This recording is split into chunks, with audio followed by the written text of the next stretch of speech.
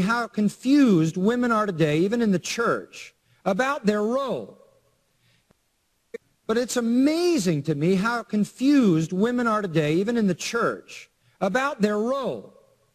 And they are confused because there is a massive effort. The troops have been sent out from the fortress called the feminist agenda to spread their philosophy throughout this society. Radical feminism has so brainwashed our culture that church leaders and church members have even capitulated to the lies. And as a result, marriage and the family, the primary building blocks of social and moral order, are in shambles. Much of this can be laid at the feet of the feminist movement because it has overturned the thinking of women so dramatically that they have abandoned their God-intended role, and consequently, the family has felt the consequences. Untaught Christians have become prey to the ideology of the feminists. And frankly, most of us probably have no real idea of what the feminist agenda is at its core. It is frightening and it is fatal. What the public sees is that women want equal pay.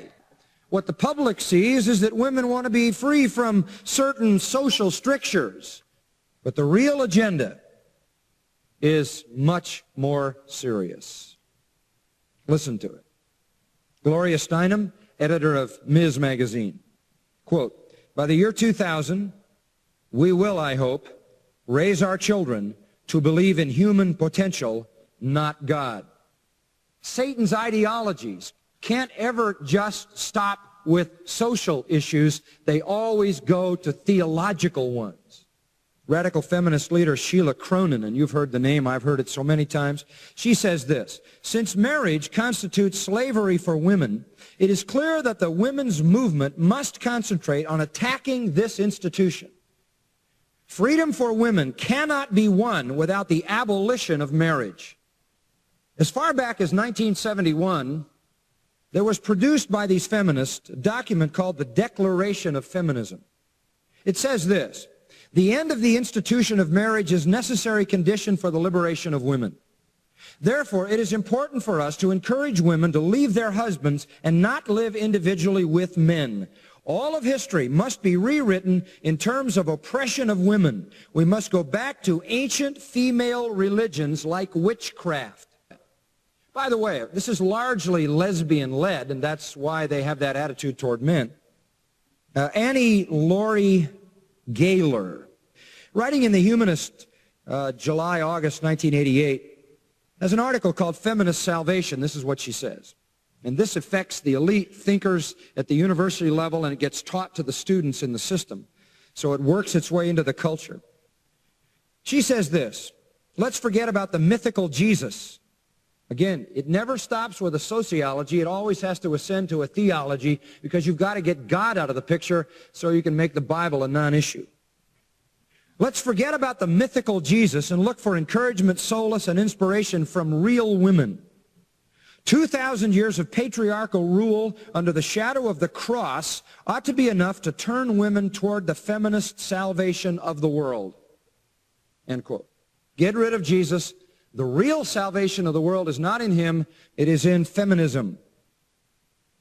Dr. Mary Jo Bain, a feminist and assistant professor of education at Wellesley College, elite women's college, associate director of the school's Center for Research on Women, there's a deadly think tank, says this: "In order to raise children with equality, we must take them away from families and communally raise them. We got to get them away from any male influence." Margaret Sanger, founder of Planned Parenthood, leading the parade in abortion, said, "The most merciful thing a large family can do to one of its infant members is kill it." Now, the reason we have to take these ideas seriously is because they constitute the fortress. They constitute the speculations, the ideologies, the proud intellectualism that is erected in this culture and has a formidable place. They are influencing law. They are influencing the courts. They have a massive influence on education. All you have to do is realize that this is how the university system thinks. That's where the school teachers are all trained, and you see how it filters all the way down through the educational system. They're creating laws at the highest level in our land, laws we have to live by, laws that are obliterating all sense of historic culture. They're being taught through every avenue to our young people, and even Christians, as I said, are falling under the spell of the feminists. Sheila Cronin, again, one of their most respected leaders, says, since marriage constitutes slavery, we have to attack marriage. Attack marriage.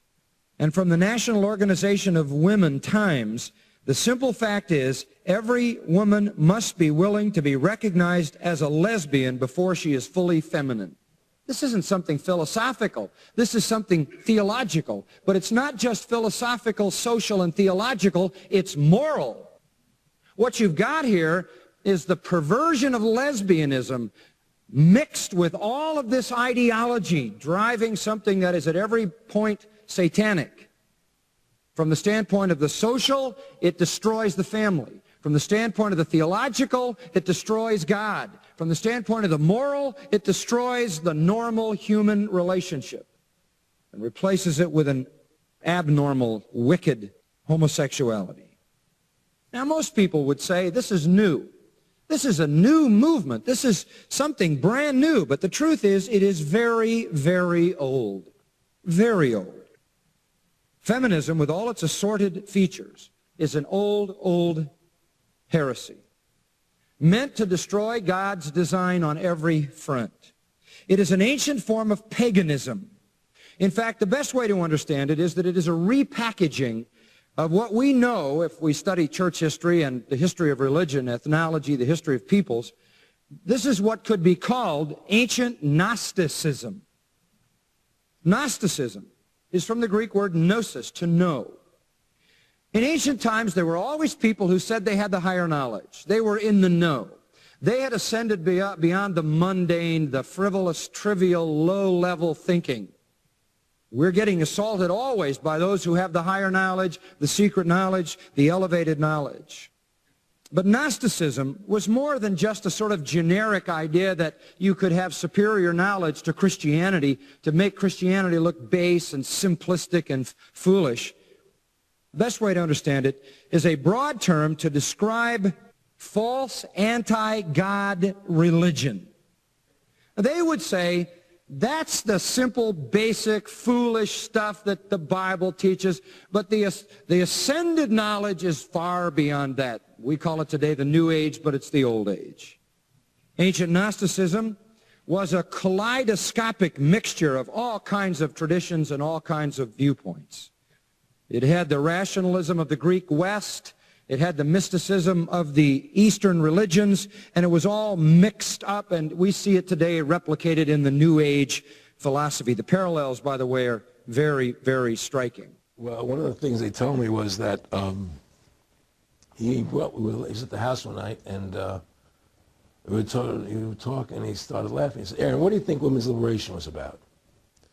And I said, I had pretty conventional thinking about it at that point. I said, I think it's about women having the right to work, getting equal pay with men, just like they won the right to vote, you know? And he started to laugh. He said, you're an idiot. And I said, why am I an idiot? He said, let me tell you what that was about. We, the Rockefellers, funded that. We funded women's lib, you know? And we're the ones who got all over the newspapers and television, the Rockefeller Foundation. He says, and you want to know why? He says, there were two primary reasons.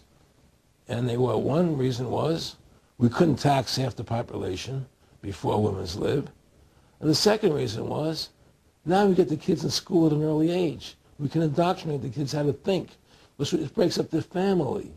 The kids start looking at the state as the family, as the school, as the officials, as their family, not as the parents teaching them. And so those are the two primary